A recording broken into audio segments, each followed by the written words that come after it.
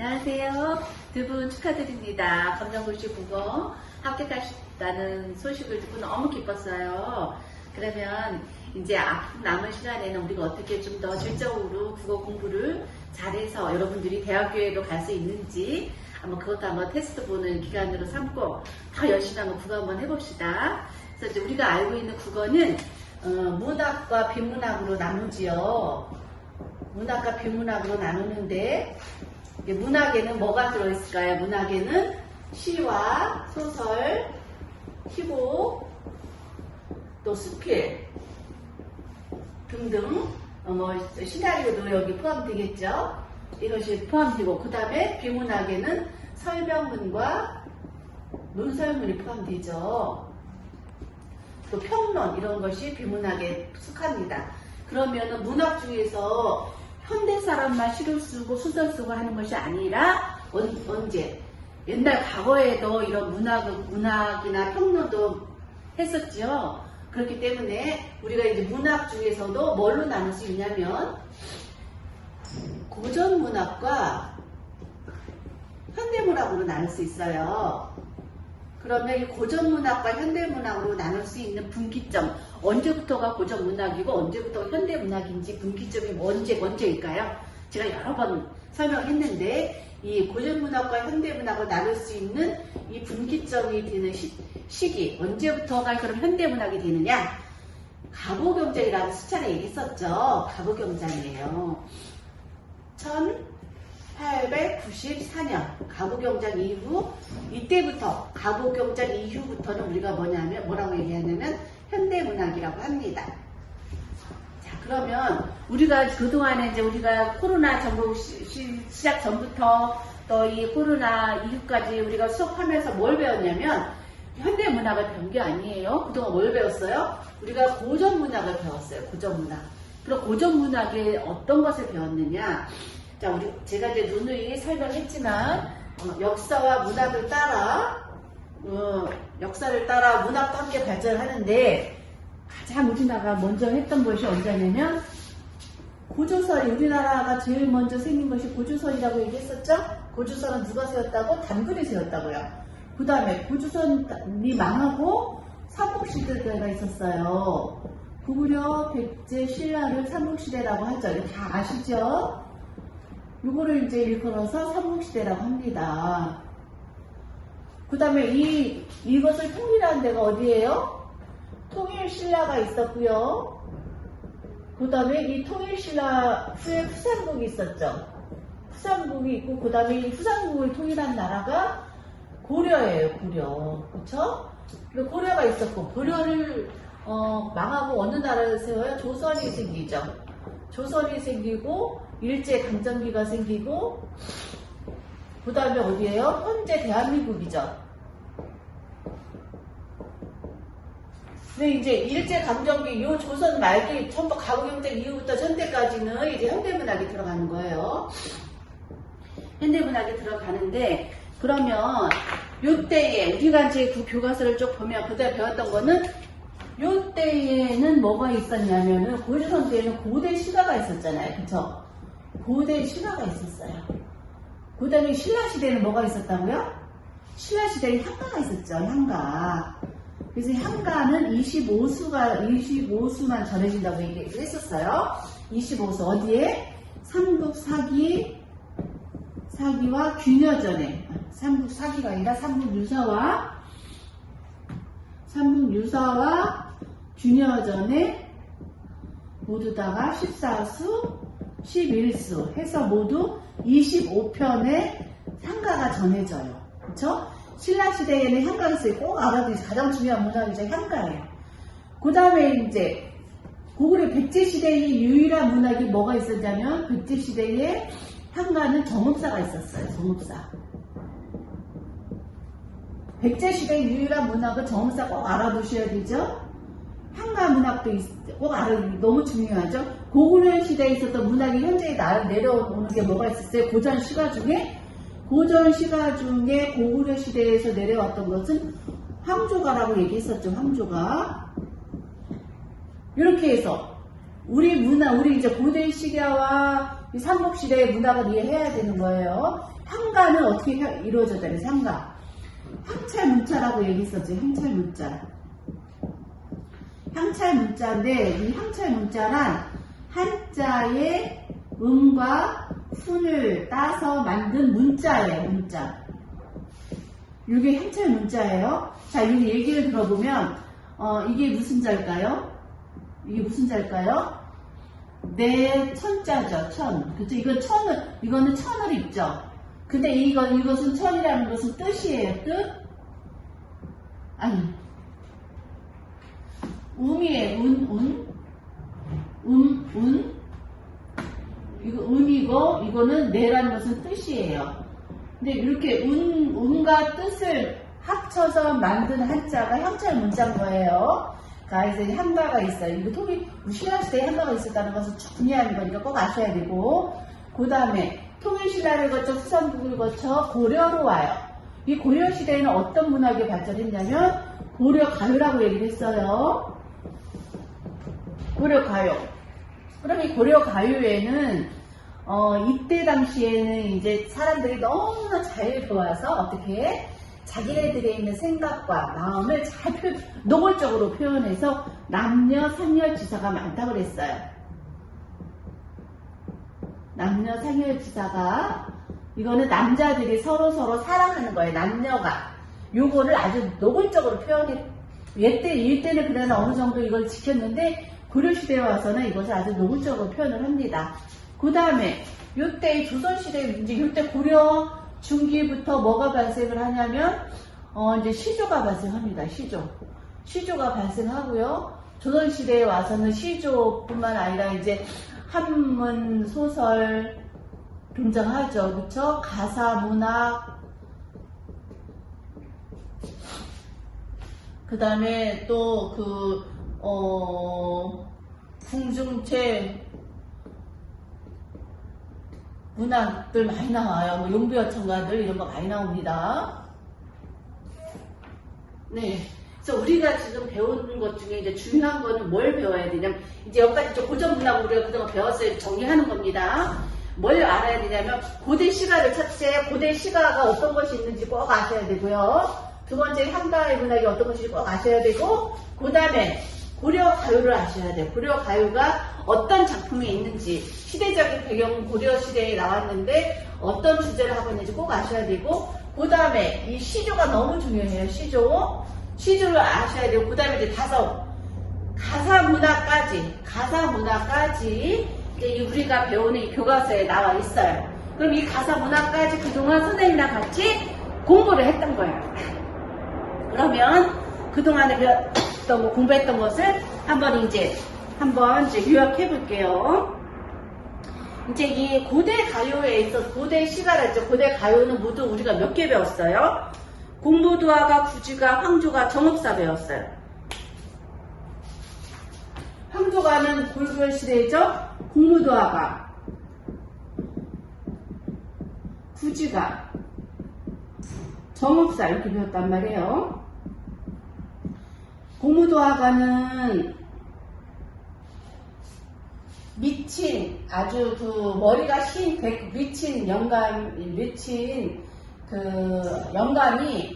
물에 빠져 죽으러 가는, 머리를 풀어있친 미친 영감이 물에 빠져 죽으러 가는, 그랬을 때 그거를 니마 가지 말라고 외쳤던 그런 내용의 공무도화가 있고요. 구지가는 거북이가 머리를 머리 내놓지 않으면 널 잡아먹겠다는 내용인데, 이제 이런 거는 이거는 집단 가요죠. 근데 정읍사는 뭐라 그랬어요? 백제의 유일한 노래라고 했어요. 그러면 고대 가요 중에 이렇게 4가지의 가요가 있다는 것은 내용을 정확히 아셔야만 돼. 현대문학은 내용이 너무나 광범위해서 우리가 너무 많이 알지만, 고대 문학은 우리나라는 아직 이거는 이제 너무 불행한 거죠. 그리고 고대 시대의 문자로 기록된 문학이 너무나 조금이야. 양이 너무나 적어. 그래서 현대문학은 너무나 많고 우리가 고전문학은 너무나 작기 때문에 사람들이 고전문학 하면 너무나 어려워하는데 오히려 더 쉽다는 거예요. 여러분들 대학교에 이제 앞으로 진학할 텐데 너무너무 쉬워. 왜냐면 내용이 조금이기 때문에. 그래서 알아야 될 것만 몇 개만 딱 알아두면 되는 거예요. 그러니까 이제 여기 이제 고대 시간은 4개가 있다는 거 꼭 알아두시고, 그 다음에 이제 향가는 모두 25편의 향가가 있어요. 있다고 그랬어요. 그 중에서 우리가 교과서에서 배웠던 향가가 뭐냐면, 서동요, 모죽주랑과 제명매가 참기판 향가를 배웠어요. 자, 여러분 기억나세요? 이거 선생님 복습하는 겁니다. 꼭 알아두셔야 되기 때문에 서동요. 지금 몇 줄 표시냐면요.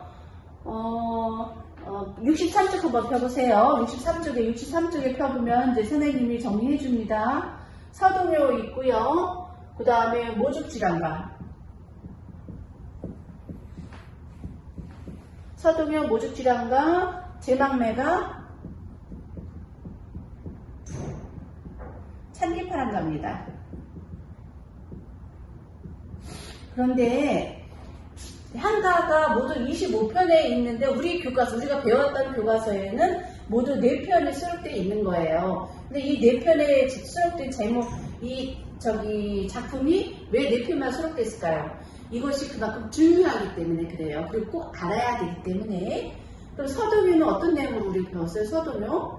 서동요는 이거는 누구예요? 신라 진경왕의 셋째 딸 소나공주가 백제의 그 의자왕의 아들인 백제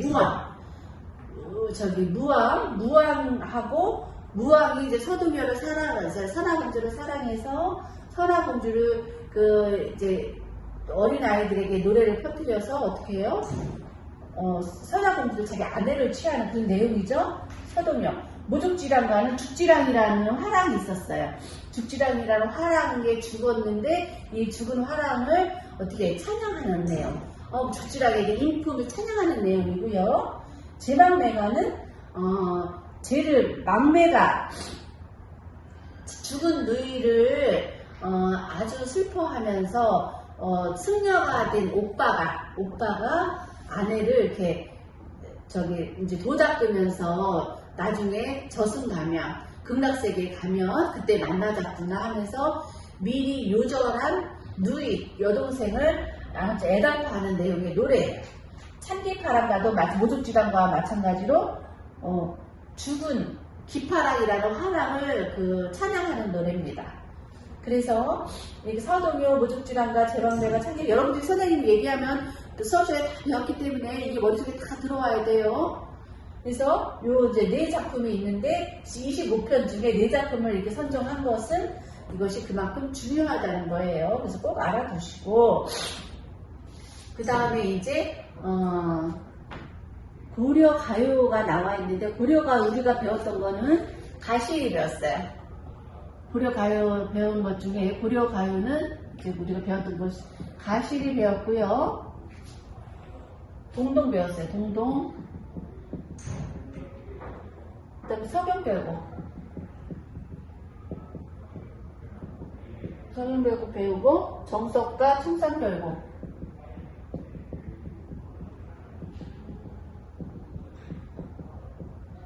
이렇게 배웠어요. 그러면 고려가요 작품도 이것만 있는 게 아니라 고려가요도 작품 수가 많아요. 근데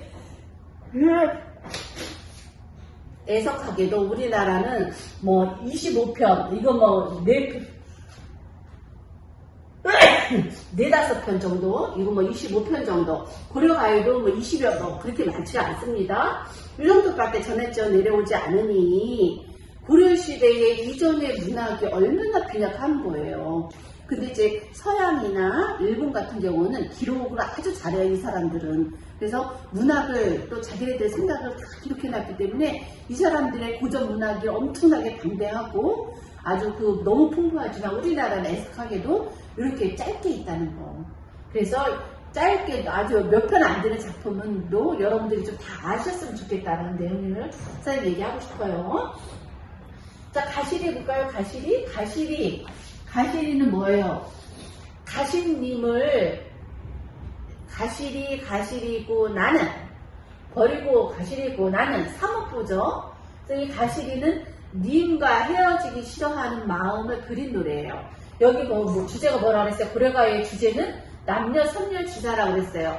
남녀 간의 상을함을 그린 노래가 이 고려가요의 내용의 전체를 차지하는 거예요. 그러면 옛날에나 지금이나 남녀 간의 사랑은 누구나 다 하는데 대부분이 어떻게 해요? 이런 것들은 이제 부끄러우니까 자기네들이 은밀하게 감추고 있었단 말이에요. 근데 이거를 글로다가 아주 대담하게 글로 표현했기 때문에 남사스럽다, 한마디로 남사스럽다는 표현을 씁니다. 근데 이제 이 가시리도 자꾸 요 남자 상혈지사의 하나예요. 그런데 죽은 님에 대해서 이 내용하고 이 공무도하고 연결이 됩니다. 지금 이제 매일매일 서문지에 나오는 게 뭐냐면 공무도하고도 님과의 이별이죠. 가시리도 지금 뭐예요? 님과의 이별입니다. 근데 여기 정업사는 어떤 내용이냐면 남편이 장사를 갔어요. 행상을 갔어요. 근데 이 남편이 너무너무 이제 옛날에 지금이야 뭐 일을 세울거리니까 지금 청주로 가서 내 장사를 하도 밤에 돌아올 수 있고 부산에 가서 비행기 타고 또 장사하고 돌아올 수도 있지만 옛날 같은 경우에는 걸어서 다녔기 때문에 그게 어렵단 말이에요. 남편이 이제 짐을 지금 물건을 주고 이제 장사하러 갔는데 남편이 오랫동안 집을 오지 않는 거야. 그래서 집에서 기다리던 아내가 하늘에 뜬 달을 보면서 남편이 무사하기를 기원하는 노래가 정업사예요. 이제 이건 이별하고는 상관없죠. 이거는 이제 아내와 남편의 그런 애틋한 사랑이지만 그냥 이건 이별에 대한 노래예요. 이것도 이별에 대한 노래예요. 그래서 이것을 잘 알아두셔야 돼. 동동은 뭐라 그랬어요, 제가? 동동은 세시풍속이라고 했죠. 세시풍속. 세시풍속인데 이 세시풍속이 뭐예요? 1월에는 뭐예요? 1월에는 어떤 세시풍속이 있을까요? 1월에는 설날 있잖아, 설날. 그쵸? 2월에는 연등절. 그 다음에 정월 대보름 있죠. 3월은 삼진날. 이렇게 우리나라의 1월부터 12월까지 있는 세시풍속을 이렇게 달별로다가 그린 것이 바로 이 동동이에요. 그래서 이것도 아주 독특하죠? 중요해요. 근데 이 서경별곡은 뭐냐면 서경은 지금 어딜까요? 서경은 어디라고 얘기했어요? 서경은 선생님 무슨 얘기했어요? 서경은 대동강에 있는 평양이라고 했어요. 근데 이제 대동강의 평양에 있는 남녀가 이것도 마찬가지로 이제 이별에 대한 내용이에요. 이별. 가시리, 서경별곡, 동무도화가 또 여기는 대동강을 기점으로 이별이 일어나고 여기도 물입니다. 여기도 강물을 건너는 거예요. 여기도 대동강을 기반으로 해서 나와 님이 서로 이별하는 그런 내용입니다. 정석가도 님과의 신뢰. 이제 님과의 신뢰, 이거는 이제 님이라는 것은 옛날 시대의 님은 사랑하는 님도 있지만 대부분 어떤 거가 있냐면 임금이 많아요. 임금. 왕이나 나가 많아요. 그래서 이제 여기에 나와 있는 정석가는 여타 여기에 나와 있는 님들은 다 어떤 님이에요? 사랑하는 님인데 여기에 나와 있는 정석가에 나와 있는 님은 임금님이에요. 그 임금님과의 신뢰관계를 좀 이야기하는 거고요. 청산별곡은 속세에 살기가 너무 힘들어요. 고려시대나 현대나 마찬가지인 것 같아. 요즘 요즘 TV에서도 뭐예요? 난 자연인이다 이런 코너도 있잖아요. 이거는 뭐냐면 사람들이 세상에서 너무 지치고 사기도 당하고 사랑에도 실패하고 이렇게 하면서 너무나 속세에 지쳐있는 것을 자연 속에 들어가면서 자연과 함께 살면서 어떻게 해요? 병도 치료되고 우울증도 치료되고 자연과 붙으면서 자기가 회복된 것을 지금 많이 나오잖아요. 그렇듯이 청산별곡도 뭐냐면 속세에 살면서 너무나 힘들고 지쳤기 때문에 청산은 여기서 뭐냐면 자연이에요. 자연에 들어가서 자연과 더불어서 살고 싶다. 이것을 표현한 거예요. 그래서 이제 우리 교과서에 나와 있는 이 하나, 둘, 셋, 넷, 5가의 작품이 우리가 이제 교과서에서 배웠는데 고려 가요 중에서 대표적인 작품이라고 보시면 돼요. 이것도 꼭 내용도 아셔야 돼. 그리고 아셔야 될 게 뭐냐면 고대 시가는 어떤 특징이 있는지, 향가의 특징은 뭔지, 고려가의 특징은 무엇인지에 대해서 여러분들이 정확하게 아셔야만 어떤 작품이 나오든 시험 문제 나오든 문제를 풀 수가 있고 또 이제 대학교 이제 대입 우리가 이제 수능도 봐야 되고 하는데 수능에서도 좋은 점수를 받을 수 있지 않을까 하는 생각이 들어요. 자, 그 다음에 이제 여기까지 했고요. 그 다음에 이제 우리가 경기체가도 있고 조선시대에만 경기체가도 있고 알아요? 요 시대에 고려와 조선 요 시대에 뭐가 주로 나오냐면 경기체가도 있고요. 그 다음에 한시도 있고요. 경기체가 한시도 우리가 다 배웠습니다. 한문으로 된 시. 그 다음에 이제 더 중요한 것은 이보다 이제 더 중요한 거는 뭐가 중요하냐면 시조예요. 시조. 이 시조가 왜 이렇게 중요할까요? 고전 문학에서 이 시조는 이제 고전 문학이 있고 현대 문학이 있죠. 근데 이 고전 시조는 고려 중엽에 발생한 거예요. 고려 중엽에 시조가 발생했는데 이 시조라는 것이 대부분 고전 문학은 이때로 계기로 해서 가부경장은 이때를 계기로 해서 이때 문학들은 대부분 어때요? 더 이상 향가는 만들어지지 않아요. 끝이야. 그 다음에 고대 시가도 끝이야. 더 이상 만들어지지 않아. 사람들이 그렇게 문학 형태를 갖추지 않아요. 고려가에도 이런 식으로 쓰지 않아요. 그런데 시조는 고려 시대에 썼던 시조도 있고요. 현대 시조도 고려 중기부터 현대까지 내려오는 유일한 문학 작품이 문학 형태가 뭐냐면 유일한 문학 장르가 뭐냐면 뭘까요? 시조예요. 시조. 그래서 현재에도 뭐냐면 현대 시조라고 해서 시조 시인을 뽑는 거예요. 시조 시인이 이제 등단을 하고 시조를 통해서 시주문회에 이제 등장하기도 하지요. 그래서 시조가 중요합니다. 현재까지도 쓰고 있다. 그래서 이제 시조를 꼭 아셔야 되는데, 자, 우리가 지난 시간에 시조는 어떻다고 얘기했어요? 시조의 형태가 너무 중요하다 해서 시조. 우리가 고려 중엽부터 조선시대 전기까지 고려시대 전기까지 처음에 발생한 게 뭐예요? 시조는 평시조가 발생했지. 평시조가 발생하고 그 다음에 뭐가 발생해요? 사설시조가 발생하고요. 사설시조와 어시조가 나오고요. 그 다음에 뭐도 발생해요? 연시조로까지 발생했죠. 그 다음에 이제 현대시조까지 발생하는 겁니다. 이게 현대시조로까지 이어지는데요. 이 평시조는 뭘 평시조라고 했다고 그랬어요?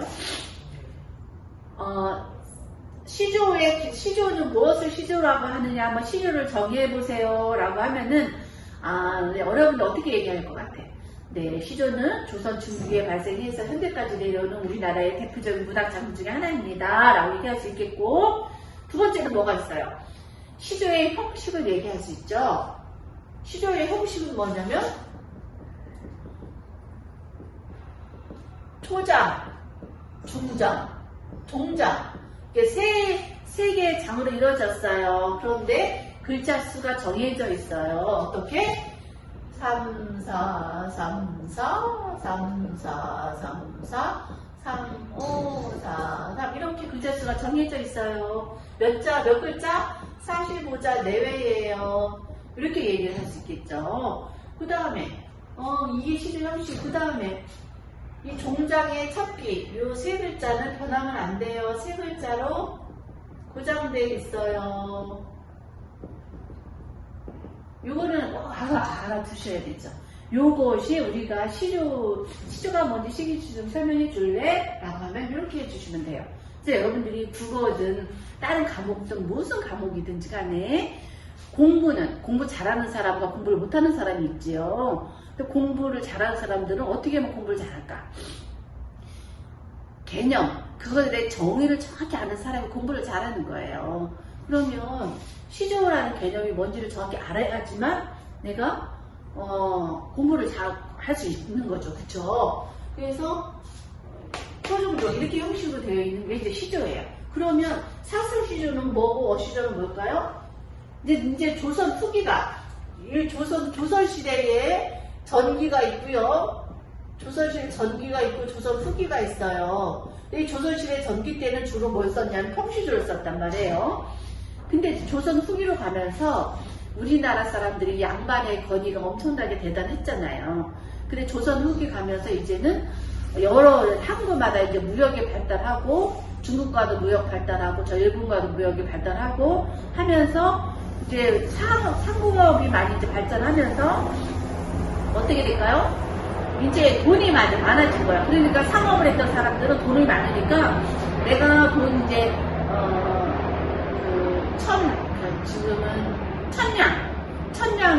천냥이 있으면 이 천냥을 가지고 이 사람들은 돈이 많으니까 돈이 아무리 많아도 이 사람은 뭐예요?